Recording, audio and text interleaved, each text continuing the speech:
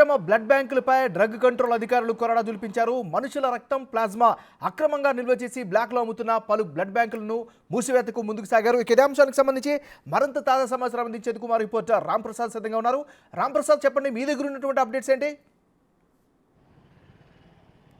Right Nagaraju, మనం ప్రస్తుతం అయితే చాంద్రాయణగుట్ట పరిధిలో ఉన్నటువంటి దారుల్ షిఫాలో ఉన్నటువంటి న్యూ లైఫ్ బ్లడ్ బ్యాంక్ వద్ద అయితే ఉన్నాము. మనం చూడవచ్చు, ఈ నెల 2వ తేదీన మూసాపేటలో ఉన్నటువంటి హేమో సర్వీస్ బ్లడ్ ల్యాబొరేటరీస్ పైన అయితే డ్రగ్ కంట్రోల్ అధికారులు అయితే దాడులు నిర్వహించడం జరిగింది. ఈ దాడుల్లో అయితే అక్కడ ప్లాస్మాను సేకరించినటువంటి బ్లడ్ బ్యాంకుల నుంచి అయితే మనం చూడవచ్చు, ఇక్కడ మదీనాగూడలో ఉన్నటువంటి శ్రీకర హాస్పిటల్తో పాటు అదేవిధంగా దారుల్ షిఫాలో ఉన్నటువంటి న్యూ లైఫ్ బ్లడ్ సెంటర్ నుంచి అయితే రక్తాన్ని సేకరించినటువంటి నమూనాలను అక్కడ డ్రగ్ కంట్రోల్ అధికారులు అయితే అక్కడ దానిపైన పూర్తి స్థాయిలో విచారణ చేయడం జరిగింది. విచారణ చేసిన అనంతరం కూడా వారు ఈ యొక్క 2 బ్లడ్ బ్యాంకుల పైన అయితే కొరడా జులిపించడం జరిగింది. ఇందుకు సంబంధించి నిబంధనలకు అతిక్రమించి అయితే వీరు బ్లడ్లో ఉన్నటువంటి ప్లాస్మాను అత్యధిక రేట్లకు అక్రమంగా విక్రయిస్తున్నారనేటువంటి ఆరోపణల నేపథ్యంలో వారిపై చర్యలు తీసుకోవడంలో భాగంగా వారి యొక్క లైసెన్సును రద్దు చేయడంతో పాటు బ్లడ్ బ్యాంక్ నిర్వహణ కూడా పూర్తి స్థాయిలో స్తంభింపజేయడం జరిగింది. దీనికి సంబంధించినటువంటి ప్రకటనను తెలంగాణ ప్రభుత్వం డ్రగ్ కంట్రోల్ అధికారి ఎవరైతే ఉన్నారో కమల్ హాసన్ రెడ్డి ఉత్తర్వుల ద్వారా తెలపడం జరిగింది.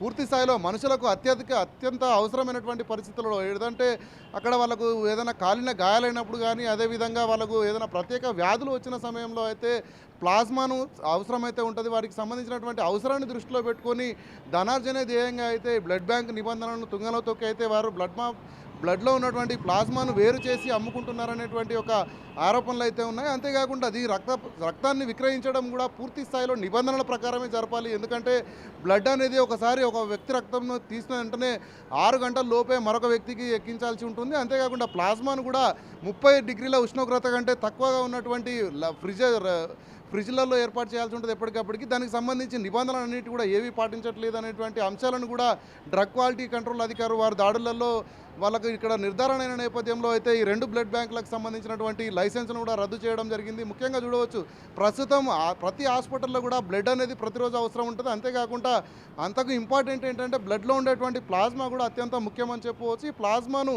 ప్రజలందరి అవసరాలను దృష్టిలో ఉంచుకొని అయితే వీరు అక్రమంగా బ్లడ్ బ్యాంక్ నిబంధనలకు విరుద్ధంగా విక్రయిస్తున్నారనేటువంటి ఆరోపణల నేపథ్యంలో దాడులు నిర్వహించి విశ్వసనీయ సమాచారం మేరకైతే బ్లడ్ బ్యాంకులను అయితే రద్దు చేసినట్టు వాళ్ళు ఈరోజు ప్రకటనలో తెలపడం జరిగింది. నాగరాజ్, రాంప్రసాద్, ఒక విషయం చెప్పండి, ఇంత నిర్లక్ష్యంగా వ్యవహరించడానికి గల కారణాలు ఏంటి? అంటే గతంలో అధికారులు చూసి చూడనట్టుగా వదిలేయడమా, లేకపోతే ఏ విధంగా అర్థం చేసుకోవాలి? అంటే మనం బ్లడ్ బ్యాంకులలో ప్రతిరోజు జరిగే నిర్వహణ ఏంటంటే ప్రతిరోజు అవసరమైనటువంటి వ్యక్తులైతే ఇవన్నీ కూడా మనం చూడవచ్చు. ప్రస్తుతం ఇక్కడ న్యూ లైఫ్ బ్లడ్ బ్యాంక్ ఏదైతే ఉందో న్యూ లైఫ్ ఎడ్యుకేషనల్ సొసైటీ ఆధ్వర్యంలో జరుగుతూ ఉంది. అంటే ఈ బ్లడ్ బ్యాంకులు అన్నింటినీ కూడా పూర్తి స్థాయిలో స్వచ్ఛంద సంస్థలు లేదంటే ఎడ్యుకేషనల్ సొసైటీస్ వీటికి సంబంధించిన వాటిలలో నిర్వహిస్తూ ఉంటారు. అంటే పూర్తి స్థాయిలో ఏంటంటే ప్రజలకు సేవలు అందించడమే లక్ష్యంగా ఈ యొక్క బ్లడ్ బ్యాంకుల నిర్వహణ అయితే కొనసాగుతుంది. ఈ క్రమంలో వ్యక్తులు ఎవరైతే బ్లడ్ అవసరం ఉంటుందో వారొకరికి బ్లడ్లు ఇచ్చి మరొక బ్లడ్ను తీసుకునేటువంటి అవకాశం కూడా ఈ బ్లడ్ బ్యాంకులలో ఉంటుంది. అంతేవిధంగా ప్లాస్మా కూడా ఏంటంటే మనిషి రక్తాన్ని తీసుకొని దాంట్లో నుంచి వాళ్ళకు ఉన్నటువంటి పరికరాల ద్వారా ప్లాస్మాను వేరు చేసి అక్కడ ఎవరైతే అవసరం ఉంటుందో వారికి పంపించాల్సినటువంటి పరిస్థితులు నిబంధనలకు లోబడి ఉంటుంది. కానీ వీళ్ళు ఏంటంటే ఒక ముఠాగా ఏర్పడి ప్రజలకు ఏదైతే అక్రమంగా ముఠాగా ఏర్పడైతే ఈ యొక్క ప్లాస్మాను అక్రమంగా ఇష్టారాజ్యంగా వారికి నచ్చిన ధరలలో విక్రయిస్తూ ప్రజల ప్రాణాపాయ స్థితిలో ఉన్న సందర్భంలో వీళ్ళు కేవలం ధనార్జనే ధ్యేయంగా అయితే ఈ యొక్క ముఠా అయితే వాళ్ళను రాంప్రసాద్,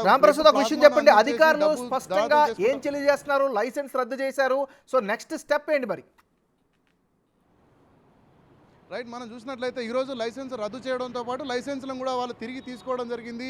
రేపటి నుంచి ఇక్కడ న్యూ బ్లడ్ లైవ్ ఏదైతే న్యూ లైఫ్ బ్లడ్ ఉందో రేపటి నుంచి ఇక్కడ బ్లడ్ సెంటర్లో బ్లడ్కు సంబంధించినటువంటి ఎలాంటి లావాదేవీలు కూడా కొనసాగమని చెప్పవచ్చు. ఎందుకంటే ఈ రోజు వరకే దీని నిర్వహణను ఉంచుతూ మనం చూడవచ్చు, ఈ నెల 2వ తేదీన దాడులు నిర్వహించిన అనంతరం పూర్తి స్థాయిలో విచారణకైతే సుదీర్ఘంగా 15 రోజులకు మించి అయితే అక్కడ డీసీ అధికారులు విచారణ చేసిన నేపథ్యంలో పూర్తి స్థాయిలో ఒక క్లారిటీకి వచ్చిన అనంతరం మాత్రమే వీళ్ళ లైసెన్సులు రద్దు చేస్తూ అయితే వాళ్ళు ఉత్తర్వులు జారీ చేయడం జరిగింది. ఇకపై ఈ బ్లడ్ బ్యాంకులు నిర్వహణ పూర్తి స్థాయిలో ఉండదని చెప్పవచ్చు. ఎందుకంటే ప్రజల అవసరాలను అదేవిధంగా బ్లడ్ బ్యాంక్ నిబంధనలకు లోబడి మాత్రమే రక్తమే కానీ అదేవిధంగా ప్లాస్మా క్రయ విక్రయాలు జరపాల్సి ఉంటుంది. కానీ వీళ్ళు నిబంధనలకు విరుద్ధంగా చేశారన్నటువంటి ఒక ఆరోపణలు నిజమైన నేపథ్యంలో ఇవి లైసెన్సులు రద్దు చేస్తూ అధికారులు కొరడా జులిపించడం జరిగింది. Nagaraj, thank you Ramprasad.